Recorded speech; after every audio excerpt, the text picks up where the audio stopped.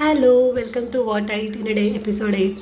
So ब्रेकफास्टला पपई cut केली होती, पण त्यामध्ये काहीतरी वियर्डचा वाईट आयटम होता. सो सुरुवातीला आय वॉज स्केप्टिकल की पपई खाऊ की नको.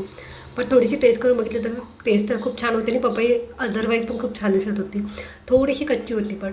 त्यानंतर कॉर्न्स बॉईल केले होते, ते कॉर्न्स खाल्ले आणि त्यामुळे फार काही भूक नव्हती. मग दुपारी लंचला राईसच ठेवला होता, चोखा राईस आणि गरम गरम मस्टर्ड ऑइल त्यावरून घेतलं होतं. आणि स्वीट डिशमध्ये मस्तपैकी थंड थंड गुलाबजाम आणि थोडीशी थंडी पण होते आज दुपारी जरा.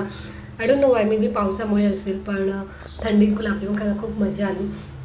गुलाबजामुन खाल्ल्यानंतर आम्ही थोडंसं वॉक घेतला आणि बाहेर फिरून आलो आणि मला काही बनवायचा मूड नव्हता, सो मी बाहेरूनच थाळ्या ऑर्डर केल्या त्या 2 आणि दोघांना सेपरेट सेपरेट थाळी ऑर्डर केली होती. एक व्हेज थाळी होती आणि एक होती फिश थाळी.